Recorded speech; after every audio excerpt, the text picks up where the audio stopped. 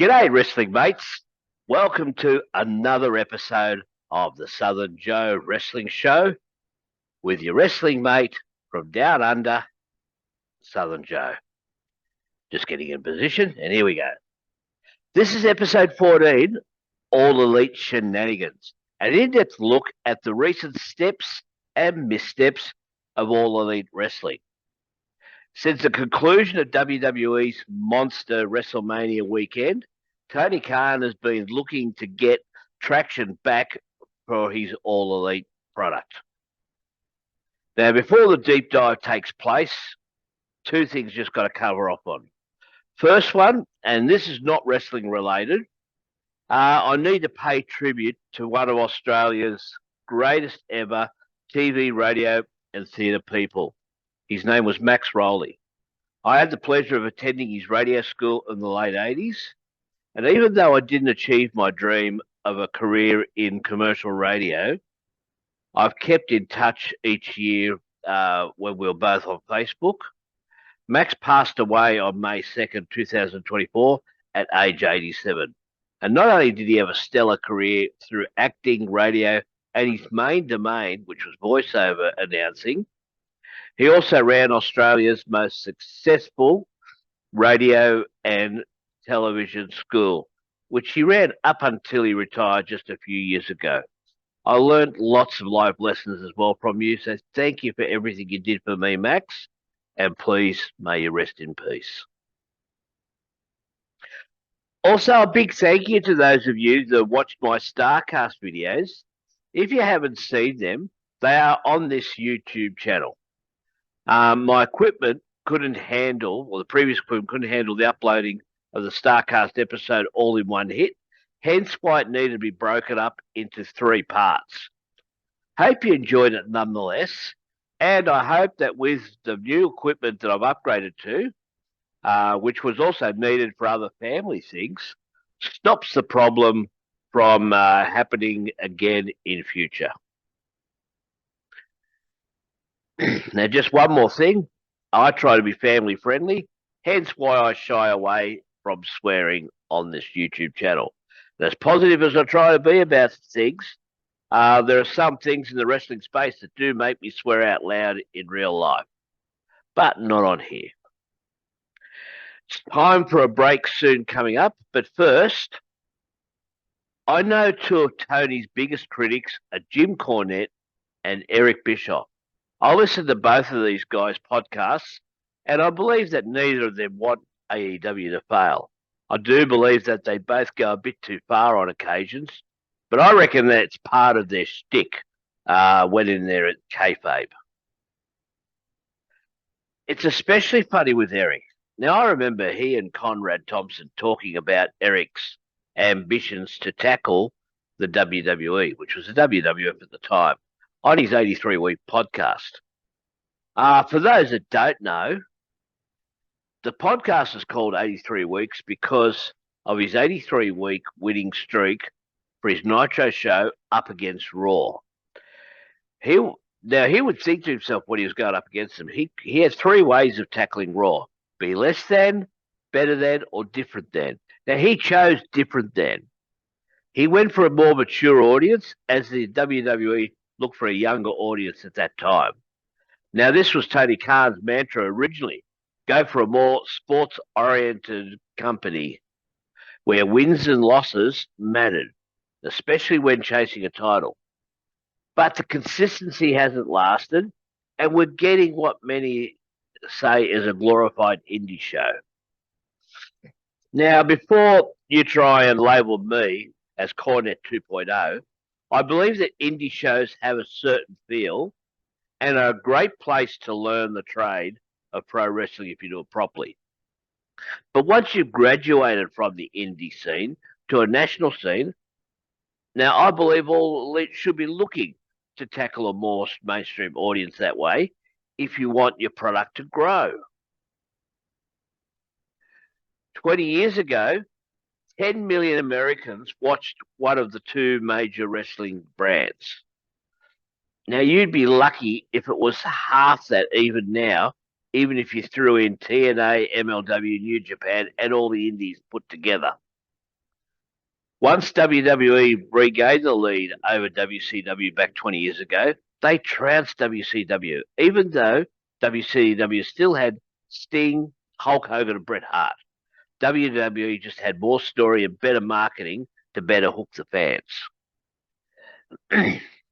At the moment, WWE has the most recognizable names and storytelling to go to boot, as well as the marketing.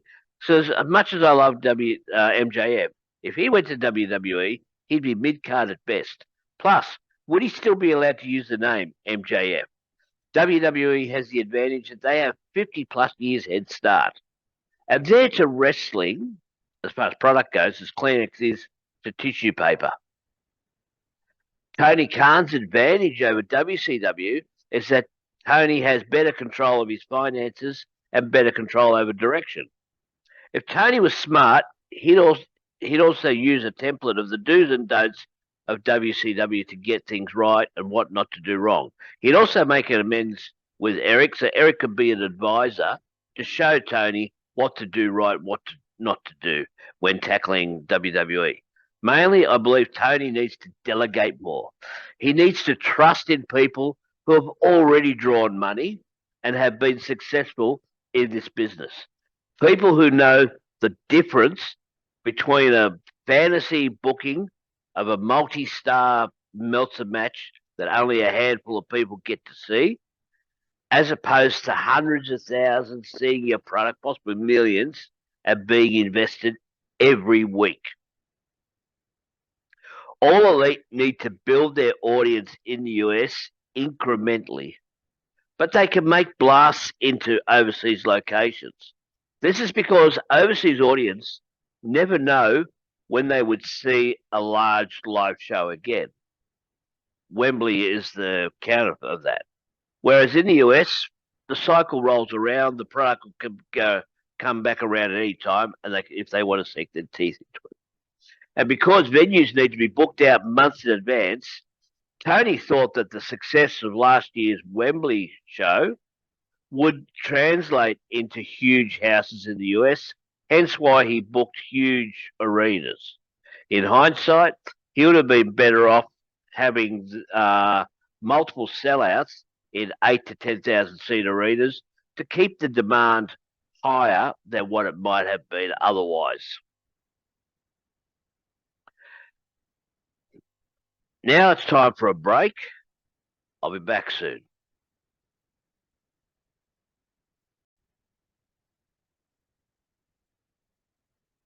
G'day, West Ham mates. Coming up in episode 5 of the Southern Joe West Ham Show, there will be recaps of our 2 huge recent games where we hosted Liverpool, then visited Stamford Bridge, the home of our London arch rivals, Chelsea. I also want to have a rant about rumours, the UK media, and transfer news. That's all coming up soon on YouTube for the Southern Joe West Ham Show with your West Ham mate from down under, Southern Joe.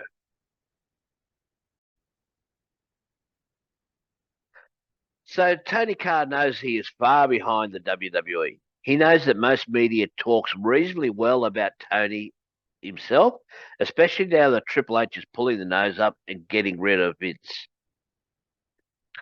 My theory is this. Tony Khan thinks to himself, when was AEW at its height? When CM Punk was here. Now, he knows he has the security footage that was from the Wembley incident. If Tony Khan was going to use it, it's a pity he didn't use it a couple of weeks ago before CM Punk was interviewed by Ariel Helwani. This way, Tony would have had some control of that narrative. Who is one of the main features of the footage? Well, Punk. Punk is contracted to WWE. Anyone who follows the online stuff of wrestling knows who was in that footage, but mainstream folk don't. Now, security footage by its very nature is always grainy, and it never contains sound. And you can't manipulate the angles like you could if it were an ordinary camera. This still maintained the great divide, this video. Those that side with Punk had it confirmed to them that Punk did nothing wrong other than maybe overreact to someone who deliberately pushed his buttons. Those that are anti-Punk still see Punk as a cancer. I know the aim was to tie the footage into the Bucks saying in storyline that this footage distracted them, or the incident itself distracted them from preparing for their match that night with FTR because they had to be EVPs, hence why they lost. If they could have controlled that narrative afterwards, this may have worked, this story. They hooked the people in by saying they were going to show security footage that they knew would pop some sort of rating. People would be like, will they doctor the footage? Will it be shown in full? Will there be a bait and switch?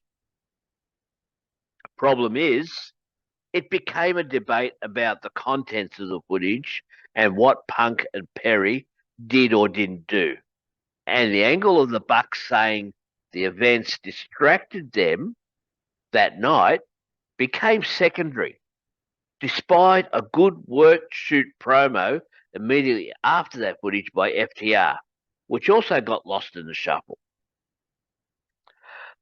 A more experienced booker could have better controlled that narrative, that story, because the footage is something many have always wanted to see.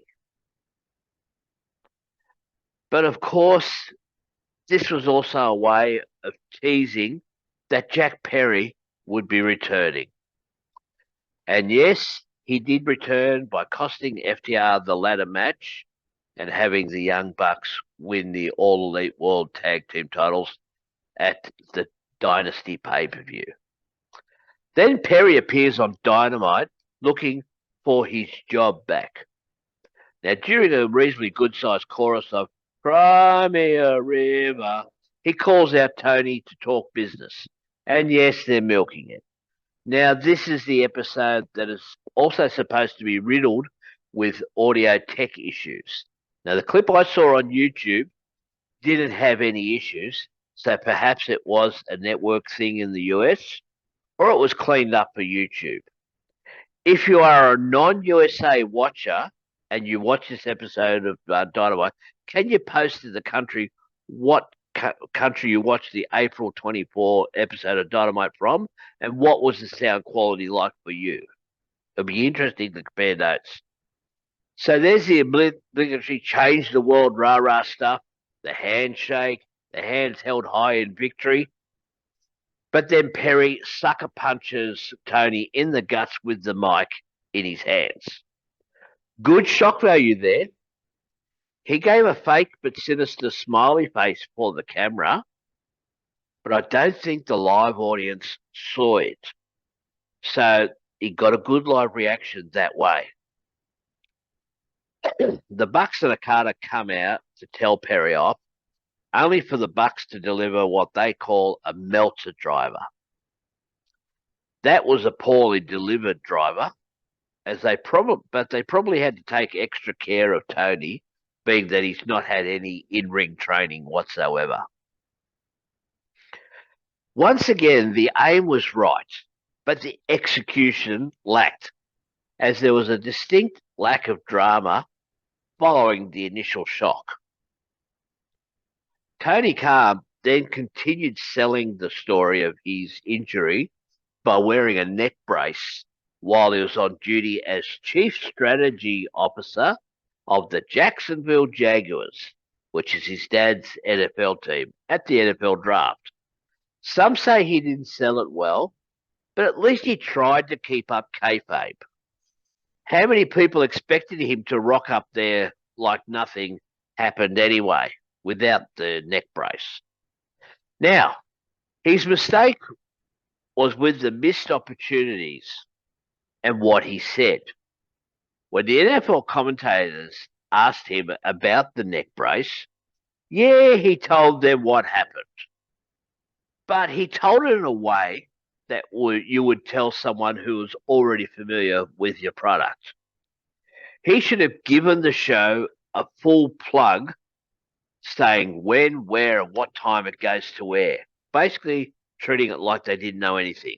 Also, and this is his biggest mistake, he didn't need to make the comparison of WWE to Harvey Weinstein. For starters, Vince McMahon is no longer there. And also, he didn't need to make the Pepsi comparison. That seemed like some sort of veiled attempt at a shot or humor at CM Punk, who has a Pepsi logo tattooed on himself. It was completely unnecessary. This would be a time to sell what All Elite Wrestling is all about and attract some new viewers. Create interest. He got shot down big time, and deservedly so. Even though there are many who are critical of this storyline making sense, at least the Bucks are trying to cover up the fact about them physically assaulting their boss and CM Punk's lesser actions comparison getting him fired. If you remember, Tony Khan feared for his life when CM Punk had the altercation backstage at Wembley, when in reality, all he did was verbally eviscerate Tony. The Bucks covered this up by saying they have a clause in their contract that says that they can't be fired.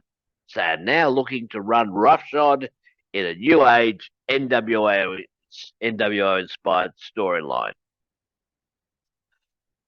The general consensus, even with those that are All Elite's biggest critics, is that Tony seems to be a really nice guy, and good on him for investing in an alternate wrestling promotion.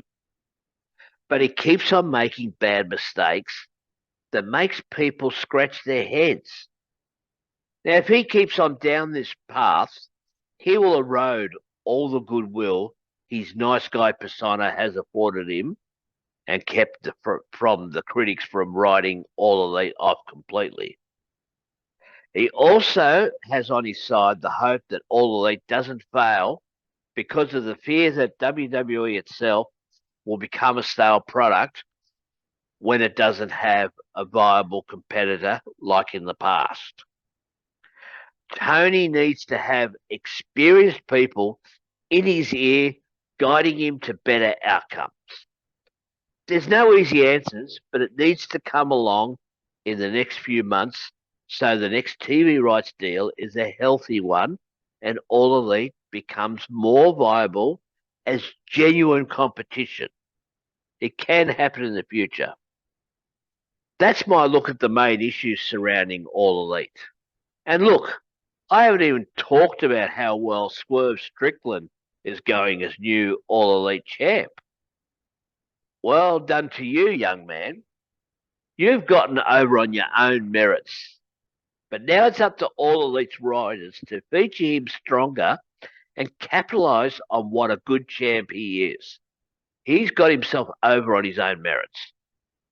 Now, please press the like, subscribe to my channel, and hit that notification dinger for updates on when my wrestling shows and my West Ham shows go onto YouTube. Please share these videos with all your wrestling mates. Now, till next time, this is your wrestling mate from down under, Southern Joe, saying, hooroo!